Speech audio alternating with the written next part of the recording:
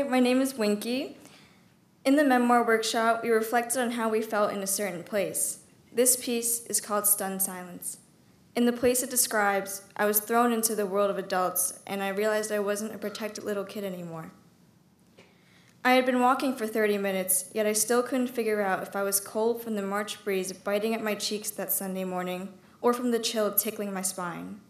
I kept my head down, staring at the splatters of blackened gum on the pavement. I had to step carefully around shattered Heineken bottles, and I was only an inch away from stomping on a fresh glob of spit. Silence.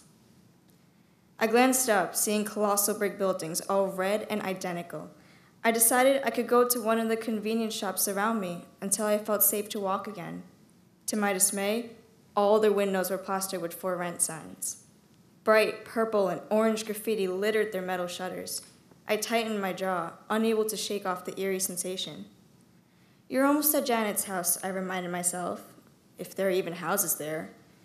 All the neighborhoods I had known had smiling people and colorfully chalked sidewalks, but never had I been in such a desolate place. I hoped that it was 57th Street already, where she lived. Soon I would be there, and soon we would be finished with the art project, and soon I would be out of this neighborhood for good. But it was only 63rd Street, and I silently reprimanded myself for not taking an alternate route. My panic worsened when I caught sight of 4 men one long block ahead. They stood in front of a giant shutter. Though their voices were muffled, I could make out cusses directed at the few people who passed by. And even at such a distance, the smoke from their cigarettes was repulsive. Fright pervaded my senses. My eyes widened. Anxiously, I looked to see if I could go elsewhere, but the opposite sidewalk was closed off. This was the only place to walk through. Maybe Janet can come pick me up. Keep cool. They're gonna kill me. They're harmless. As I approached, I strayed right by the curb in hopes of going unnoticed. My mother had always warned me to stay away from these types of men, but I reassured myself that they had the morality not to bother me. I loosened up even more after realizing that all the people they'd harassed were adults. I'm 14, I thought. I'm a minor. They won't do anything. But when I looked up, the man on the right already had his gaze set on me.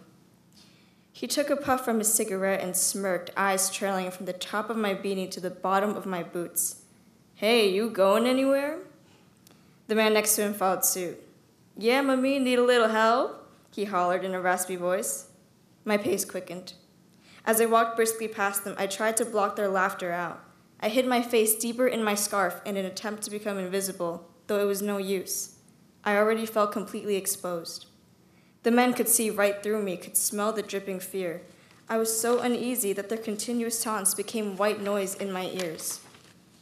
My heart had a thundering pound. I turned around the next block, relieved to see that they hadn't followed me. They were just blurred figures in the background, smoking and waiting for another person to shout at. After a while, they were out of sight. I teetered down the pavement. Any thought of the art project had vanished. Instead, my mind was flooded with the sound of their heavy voices. I shivered when I thought of their ravenous eyes scanning my body and pulled my jacket closer to my chest. I glanced behind me again and once more for good measure, just to make sure they weren't following me.